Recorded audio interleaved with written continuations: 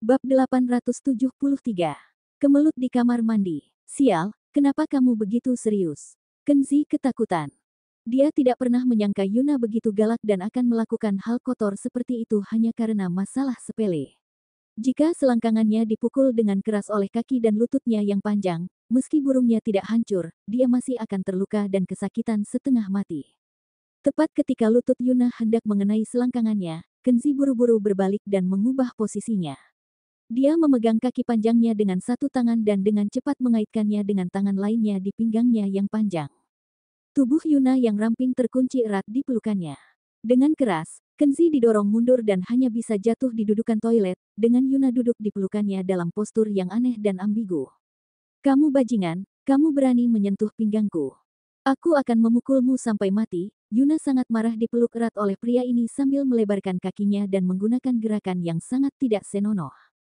Dia duduk dalam posisi yang sama, seolah-olah dia sedang melakukan hal semacam itu dengan pria di kamar mandi ini, yang membuat wajah cantik Yuna memerah karena marah, dan merasa mual.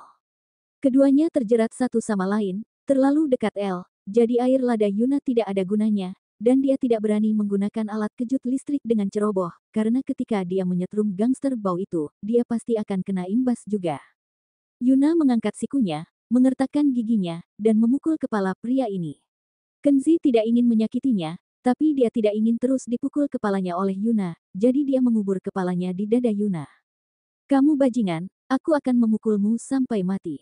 Yuna menjadi semakin marah. Pria ini tidak hanya memeluknya, dia juga tanpa malu-malu membenamkan kepalanya ke dadanya, seolah dia ingin menyusuh. Dia belum pernah melihat gangster yang begitu berani. Yuna memukul bagian belakang kepala Kenzi dengan sikunya karena panik.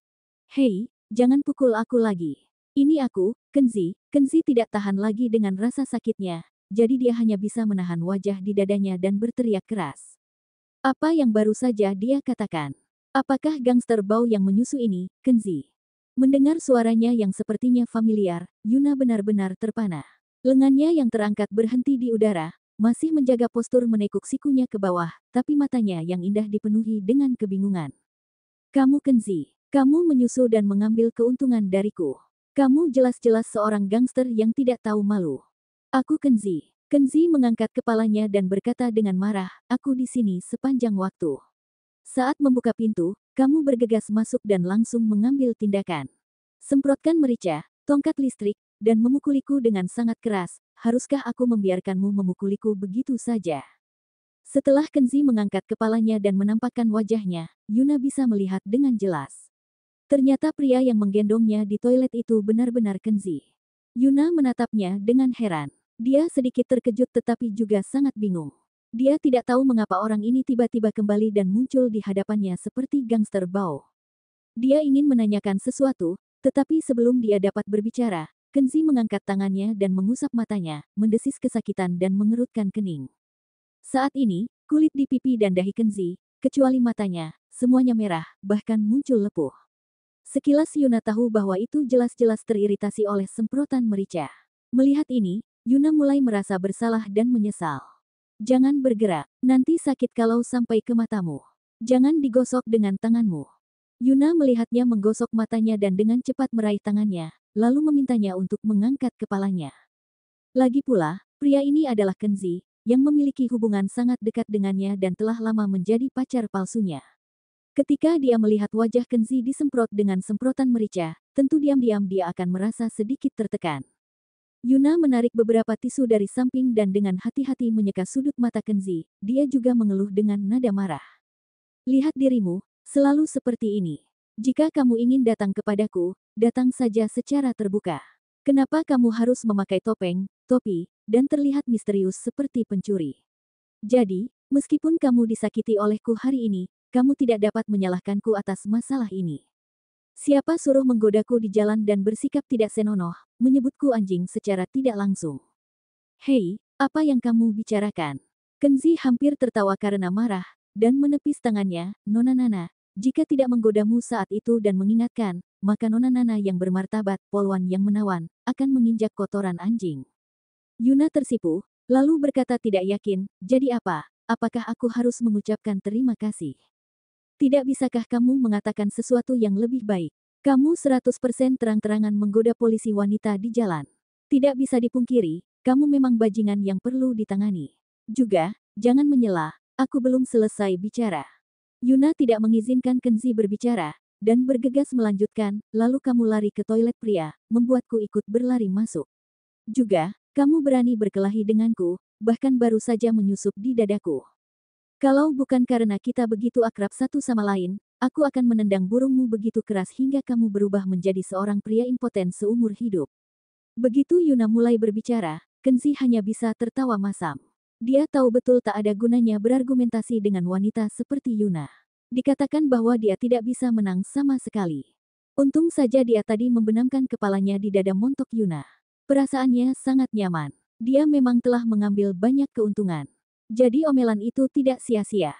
Pada saat ini, suara bertanya datang dari luar kamar mandi, "Officer Yuna, Anda sudah menundukkan gangster yang menggoda Anda itu, kan? Saya membawa 2 penjaga keamanan ke sini untuk membantu Anda."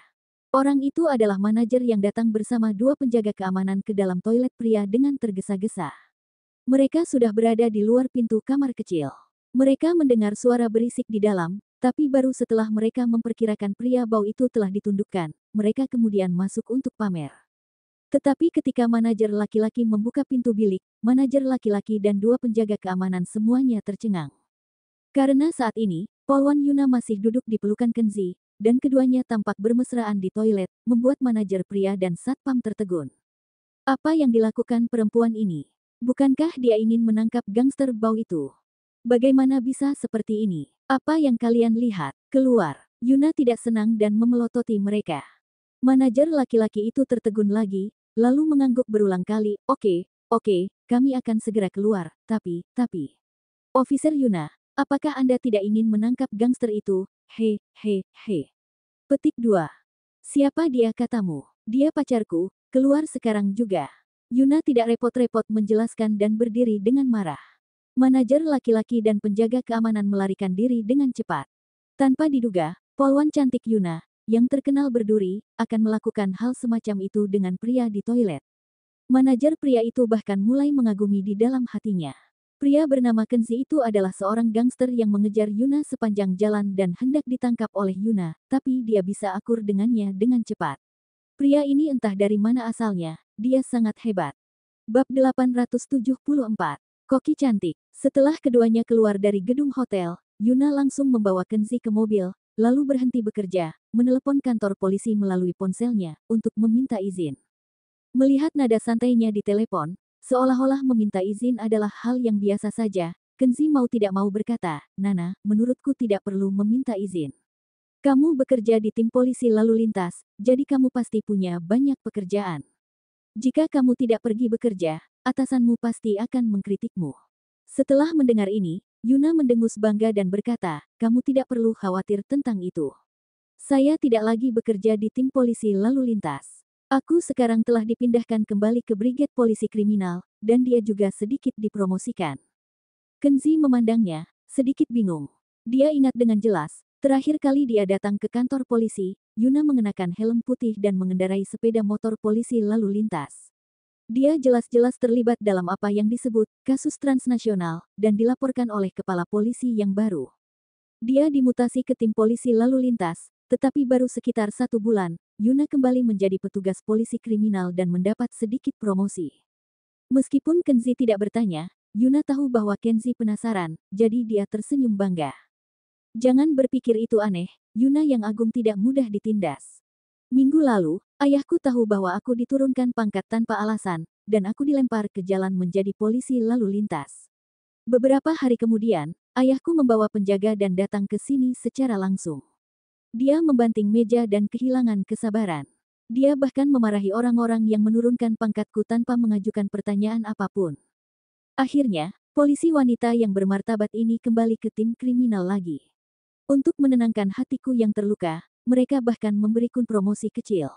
Setelah mendengarkan ini, Kenzi mengangguk diam-diam, hatiku. Dia sering mendengar orang mengatakan bahwa keluarga Yuna memiliki latar belakang yang sangat besar. Namun, Kenzi belum pernah bertemu ayah Yuna, dan dia tidak tahu siapa ayahnya. Kenzi hanya mengenal ibu Yuna, Ratna Gali. Dia tahu Bibi Ratna adalah pejabat senior di institusi perbankan, tetapi dia belum mengetahui secara spesifik tentang ayah Yuna. Dia menatap Yuna dan berkata langsung, "Nana, bukannya aku ingin menanyakan urusan keluargamu, tapi ada satu hal yang ingin aku tanyakan, bisakah ayahmu mengatasinya? Sejauh yang aku tahu, di belakang layar orang yang mencapmu, penjahat transnasional, itu sangat kuat.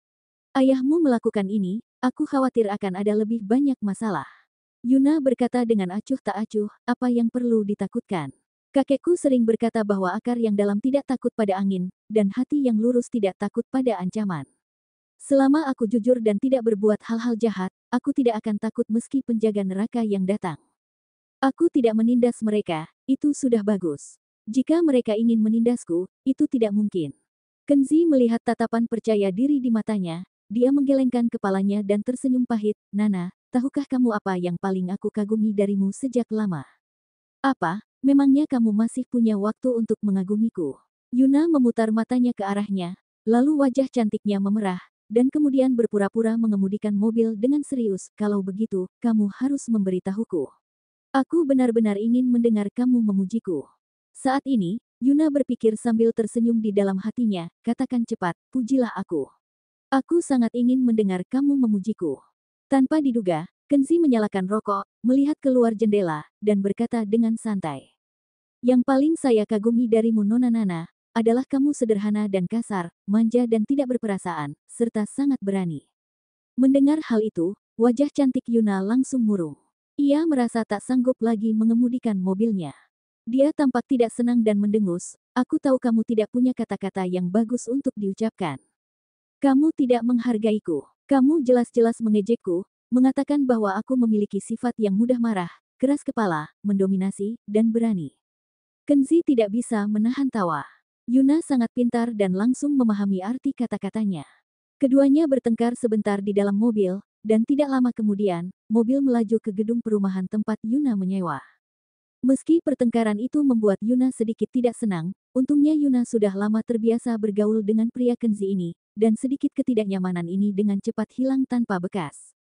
Selain itu, begitu Kenzi kembali, dia tidak pergi ke Aurora atau Lilia Ruby atau wanita lain, tapi padanya. Hal ini membuat Yuna diam-diam merasa puas dan bangga di dalam hatinya. Meskipun Yuna adalah pacar palsu, dia masih punya beban lebih di hati Kenzi daripada Aurora dan Lilia Ruby. "Jangan naik ke atas dulu. Ayo pergi beli bahan makanan. Cobalah hidangan khas officer Yuna untuk makan siang." Kenzi tersenyum, tertawa dan pergi bersamanya. Keduanya lama berkeliaran di pasar. Yuna bukanlah tipe orang yang sering datang untuk membeli bahan makanan. Dia bahkan dengan bodohnya bingung berapa banyak bahan makanan yang harus dia beli. Kenzi, sebaliknya, dia fasih dalam hal-hal seperti berbelanja bahan makanan. Kembali ke kamar single tempat Yuna menyewa, sebenarnya masih terlalu dini untuk makan siang, tapi ini tidak mempengaruhi keinginan Yuna untuk memamerkan keterampilan memasaknya di depan Kenzi. Sambil mengenakan celemek kotak-kotak, dia tersenyum manis dan bahagia, berjalan ke dapur seperti seorang juru masak yang menawan dan cantik. Kenzi tahu bahwa Yuna pernah menjadi tentara sebelumnya, dan mungkin telah mengalami beberapa kesulitan, jadi dia seharusnya bisa memasak. Tapi ketika dia meletakkan cangkir tehnya dan berjalan ke dapur, dia langsung tertawa. Di dapur saat ini, seorang juru masak cantik yang memakai celemek kotak-kotak, namun dia berdiri di depan kompor, dan asap mengepul dari panci, sambil memegang ponselnya dengan santai. Dia menelusuri ponsel dengan tenang di sana, dan sekilas Kenzi tahu bahwa apa yang disebut hidangan khas officer Yuna jelas-jelas disalin dari panduan memasak di internet. Mau tak mau Kenzi akhirnya tersenyum masam. Sepertinya makan siang hari ini akan cukup menyenangkan.